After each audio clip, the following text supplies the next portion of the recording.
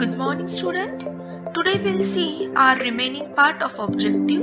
Already we have seen objective part 1, that means question 1, A, B, C.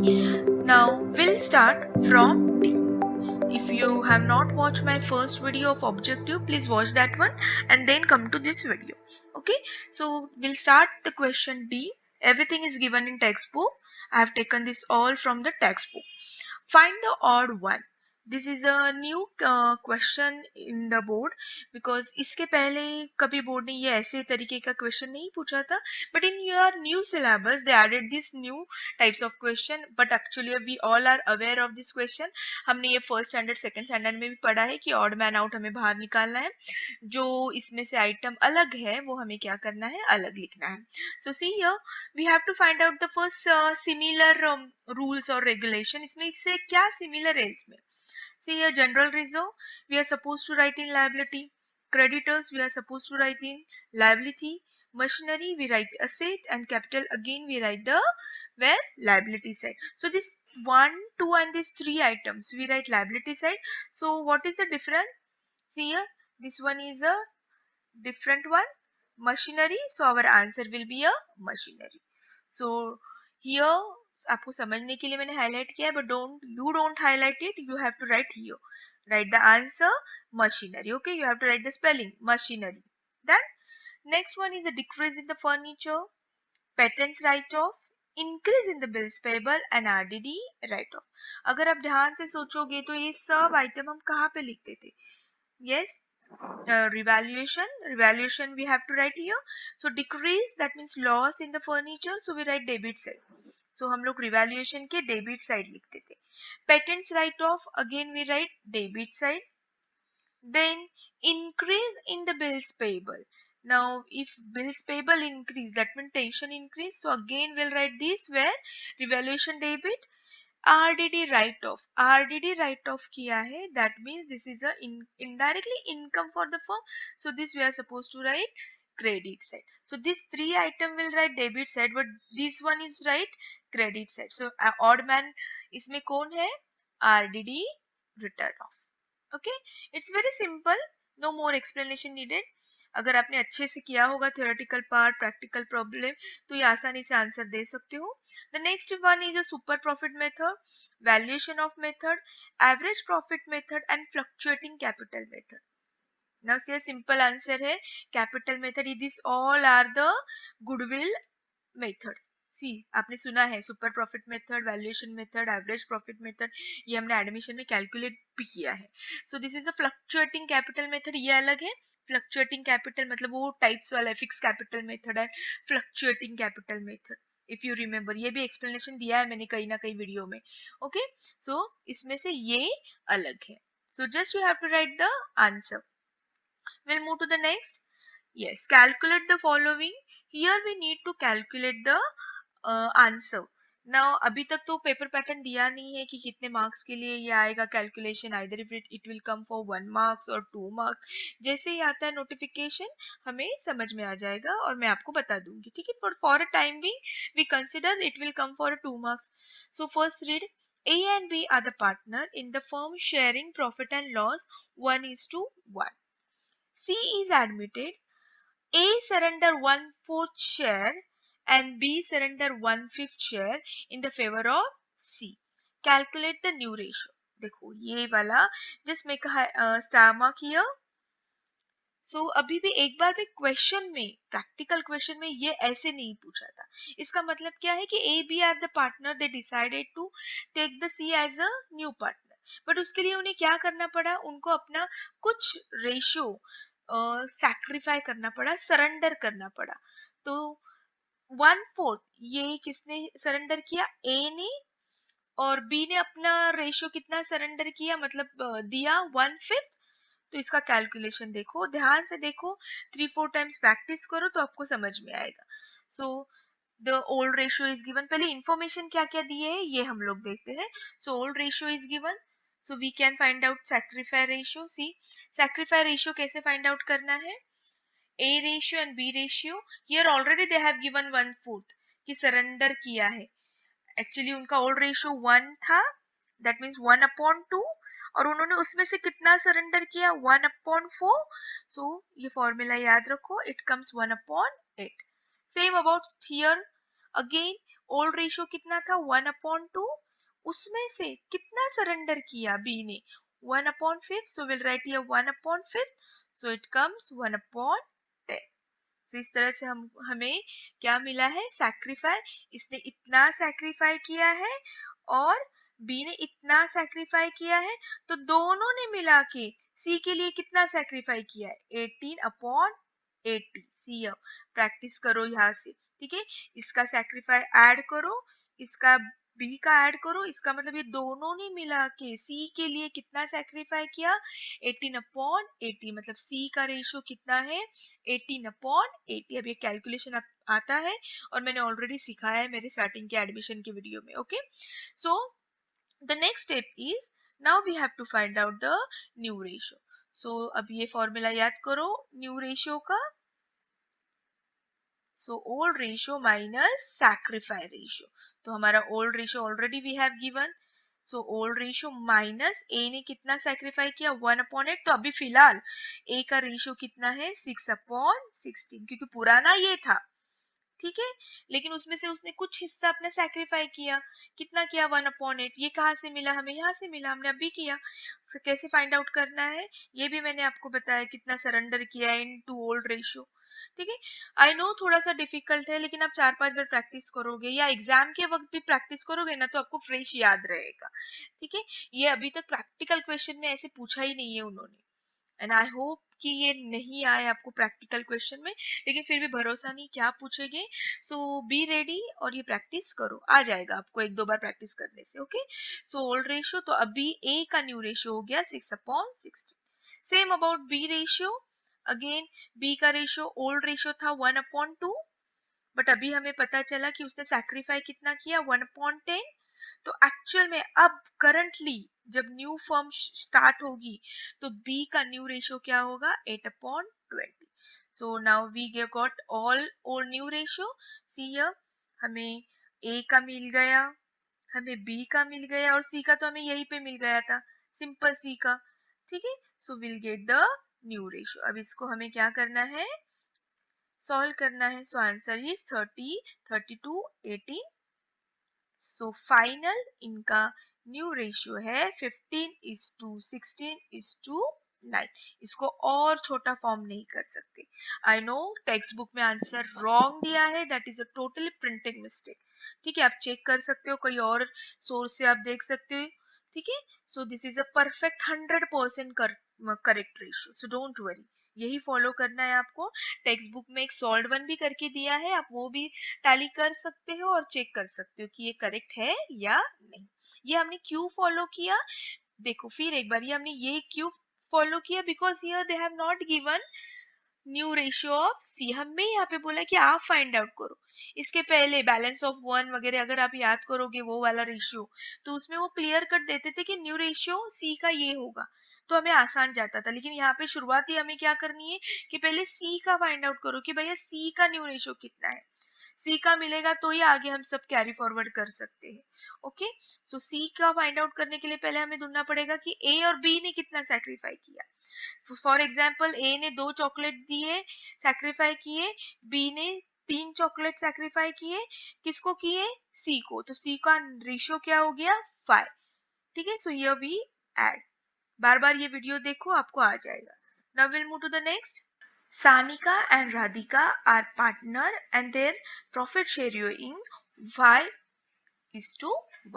See here, that means we know old ratio. They decided to admit Sanika in the form of 1/5 share. See here they have given Sanika new ratio. पहले वाले problem में ये नहीं दिया था, इसलिए हमने उस तरीके से सॉल्व किया था, but here they have given कि हर share will be a 1/5. Calculate the sacrifice ratio. Now all you know sacrifice ratio formula is old ratio minus new ratio. Okay, so we have a old ratio but we don't have a new ratio, so first we have to calculate the new ratio. देखो जब इतने बड़े calculation होते हैं ना, तो ये 2 या 3 मार्क्स के लिए आ सकते हैं, ठीक है, जैसे ही आए मुझे नोटिफिकेशन आएगा बोर्ड से तो मैं आपको जरूर ये बताऊंगी कि कितने मार्क्स का है, but according to my experience अगर इतना बड़ा कैलकुलेशन देते तो कम से कम 2 मार्क्स तो होने ही चाहिए, ठीक है। So now we sacrifice ratio, old ratio minus new ratio. So first we need to calculate new ratio. Now we can find out very easily. If you remember my first video of admission, in that I have given the example of a sweet cake, है ना, एक अच्छा सा cake बताया था, and then I taught you, सी एक cake में से न्यू रेशियो गया तो कितना बचा, है ना, if you remember.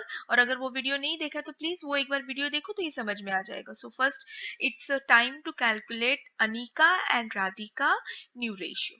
So all you know balance of 1 is equal to 1 minus Sanika का रेशियो कितना है 1/4, सो 4/5। सो बैलेंस ऑफ 1 कितना बचा, मतलब केक में से कितना पार्ट बचा 4/5, that needs to distribute among the Anika and Radhika. So Anika ratio 4/5 into this ratio 5/6, that means this old ratio 5 upon its make total 6, ठीक है, तो 20/30।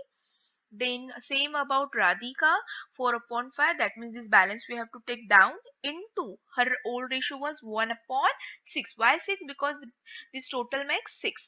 So 1/6, so 4/30. So finally we get the new ratio. See here Anika we got 20/30, Radhika 4/30, and Sanika already we know it 1/5. So as per maths rule, we have to do the same. See here, if here is 30, here is 30, we have to make here also 30. How it will come 30?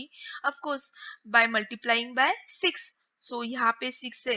So here also we have to multiply 6. So 20 is to 4 into 6. अगर इसको और छोटा करोगे form में तो और छोटा करो. 10 is to 2 is to 3. So we got the new ratio. Now we have a old ratio with us. We just calculate new ratio. So now it's time to calculate sacrifice ratio. It's very simple. Now you have to just put the amount in that ratio. See here, old ratio minus new ratio. Just we got this new ratio 10 upon, it's make a total 15. So 10 upon 15. Same Radhika. Radhika old ratio is 1/6 minus its new ratio 2/15. So finally we got the answer.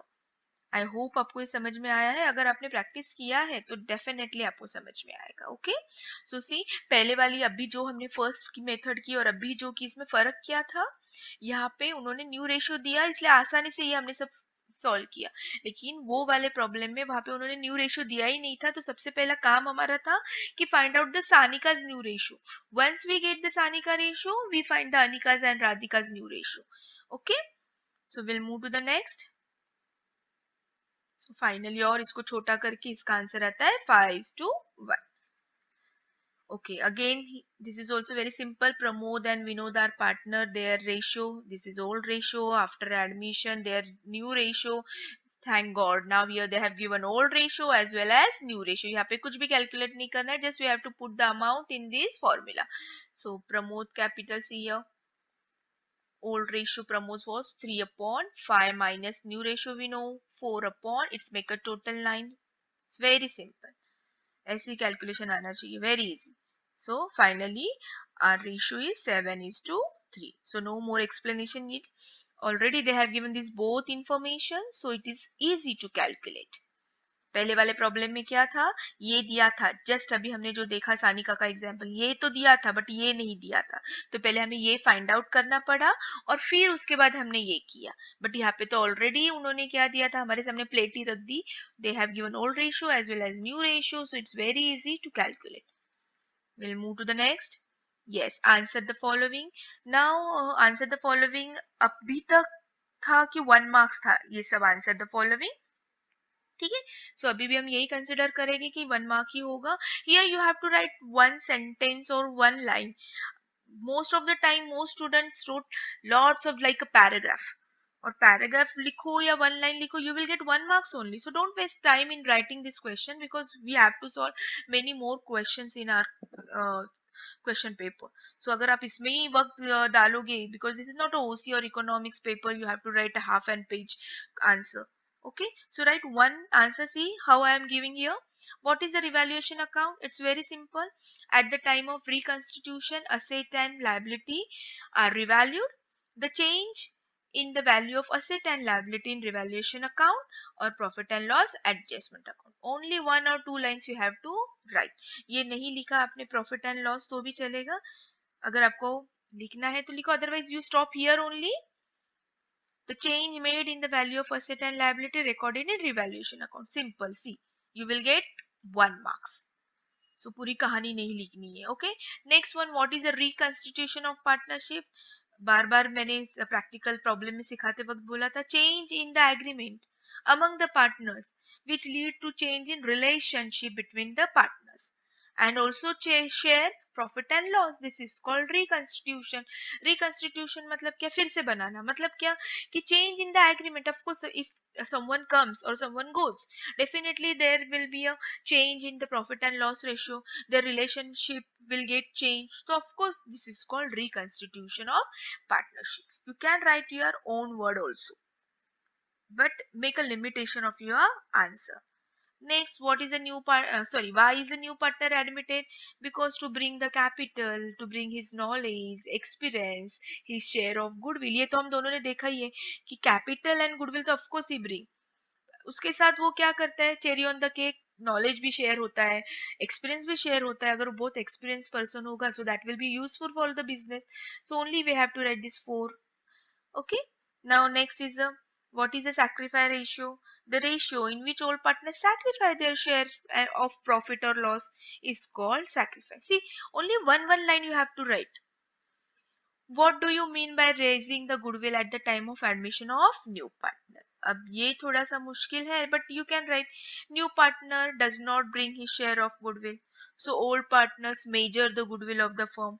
Then it is raised in the books of firm at the time of admission. जब नया partner goodwill नहीं लाता है, does not bring his share. So old partners calculate the goodwill, क्योंकि goodwill तो चाहिए firm के लिए, रेपुटेशन होता है वो. तो जब नया पार्टनर नहीं लाता है तो ओल्ड पार्टनर मेजर करते हैं गुडविल और रेज करते हैं. Okay, so will move to the next. What is the super profit method? Very easy. Actually हमने ये देखा भी है super profit method. If the firm earn extra profit, देखो नाम में ही लिखा है सुपर, है ना, हम बोलते हैं ना सुपर डुपर, मतलब क्या? एक्स्ट्रा.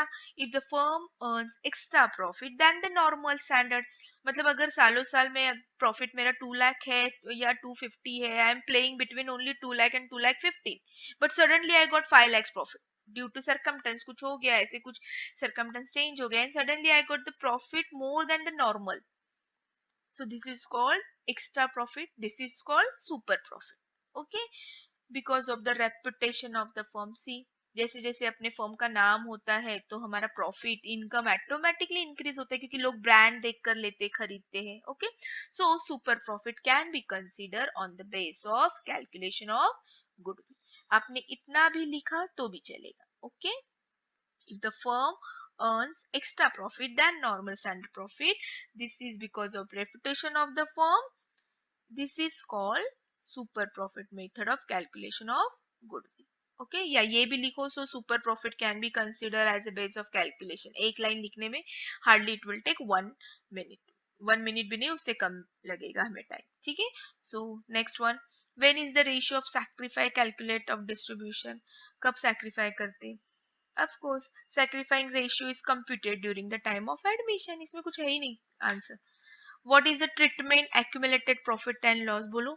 ये मैंने सिखाया है. जब हमें प्रॉफिट एंड लॉस लाइबिलिटी में देते हैं या असेट में देते हैं तो हम क्या करते हैं? See, remember that undistributed loss, undistributed profit. Remember, अगर प्रैक्टिकल प्रॉब्लम किया रहेगा तो आएगा. So of course this we divide among the old partners among the old ratio. See, old partners according to old ratio. पुराने partners को पुराने ratio से distribute कर देते हैं. Very simple. State the ratio in which old partners capital will be credited for the goodwill when the new partner does not bring his share. देखो ध्यान से देखना. स्टेट द रेशियो, सिंपल पूछे आप रेशियो बताओ. कौन सा रेशियो? जब goodwill credited goodwill when the new partner does not bring his share. इसका मतलब क्या, जब न्यू पार्टनर गुडविल नहीं लाता है तो ओल्ड पार्टनर रेस करते हैं. अभी हमने फिफ्थ वन प्रॉब्लम में देखा इसके पहले वाले में. ठीक है, सो ओल्ड पार्टनर्स लाते हैं. तो ओल्ड पार्टनर्स कौन से रेशियो में लाते हैं?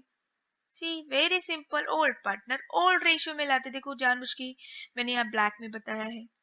ठीक है, old partners capital account will be credited according to old ratio. See यही कॉपी करना है, यही से कॉपी करना है, सिर्फ आपको ऐड क्या करना है, according to their old ratio.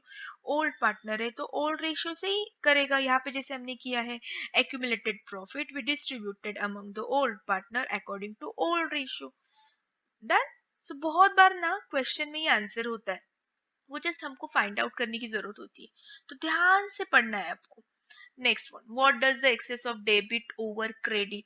Simple, जब डेबिट ज्यादा होता है और क्रेडिट साइड कम होती है तो of course we get the loss.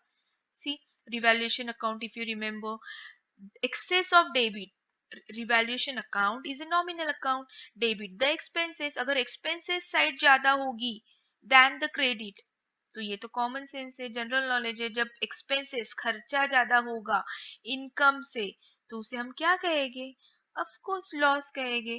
कौन से account, loss on profit and loss adjustment, या इसकी जगह आप लिख सकते हो loss on revaluation. Done. I hope आपको समझ में आया ये किस तरह से क्वेश्चन लिखना है. देखो ये हर एक एक सेंटेंस में मैंने कंप्लीट किया है. ठीक है, तो बोर्ड भी एक्सपेक्ट करता है कि आप ये गिव सेंटेंस ये एक ही लाइन में लिखे.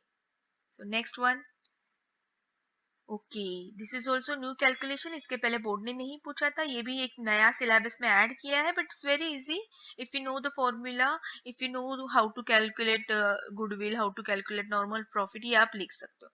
सी total profit number of years, average profit मिलता है हमें इससे. Simple, average profit is equal to total profit number of years. आपका अगर मार्क्स का एवरेज करना है तो आप क्या करते हो, सब सब्जेक्ट की टोटल करते हो, टोटल ऑफ सब सब्जेक्ट है ना, जितने भी मार्क्स है आपके उससे सब सब्जेक्ट की टोटल करते हो divided by number of subject. So same year, यहाँ पे प्रॉफिट फाइंड आउट करना है तो टोटल प्रॉफिट पूरे 6 साल या 5 साल या 4 साल का profit divided by number of year. if you have taken 4 year profit, so divided by 4. if you have taken 6 year profit, you have to divide it by 6. Very simple. Now here normal profit is equal to what will come, capital employed into NRR, normal rate of return. तो normal profit कैसे find out करोगे, तो हमने कितना business में capital employed किया है, employed मतलब कितना इन्वेस्ट किया है, उस पे नॉर्मल रेट. मतलब फॉर एग्जांपल मेरा टेक्सटाइल का बिजनेस है तो मैंने जनरली ऐसे थोड़ा रिसर्च किया एंड आई फाउंड दैट कि टेक्सटाइल में जनरली 10% प्रॉफिट होता है. बाकी के जो मेरे कॉम्पिटिटर्स हैं उनको भी 10% होता है, तो मेरा नॉर्मल प्रॉफिट 10% ही होना चाहिए. So this is called normal profit. Now third one, they have given stock shown in the balance sheet. देखो 1,60,000 मतलब स्टॉक बैलेंस शीट में कितना बताया है, 1,60,000. Stock under valued by 20%. So what will be the cost of stock. तो ये एक adjustment ही उन्होंने डायरेक्टली यहाँ पे पूछी है. अगर आपने देखा है एडमिशन के सब वीडियो तो उसमें एक है कि स्टॉक अंडर वैल्यूड या असेट अंडर वैल्यूड होता है तो क्या होता है, और लाइबिलिटी अंडर वैल्यूड होती है तो क्या होता है, ये सब हमने देखा है. ठीक है, डोंट वरी, मैं फिर से एक बार बताती हूँ. एक्चुअली क्या किया है उन्होंने, बैलेंस शीट में 1,60,000 बताया है.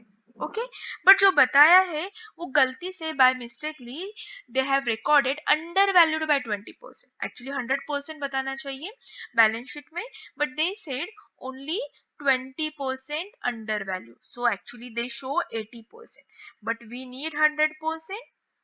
हमेशा बैलेंस शीट तो हमें 100% ही बताना होता है. So if this is 100%, so what will be the actual price? So see here, cross multiplication, this will go up and this will come down. So easy calculation. So 2 lakh. So actual cost of stock is 2 lakh. तो actually cost की stock की price कितनी बतानी चाहिए थी उन्होंने balance sheet में, 2 lakh, but wrongly they recorded 1,60,000.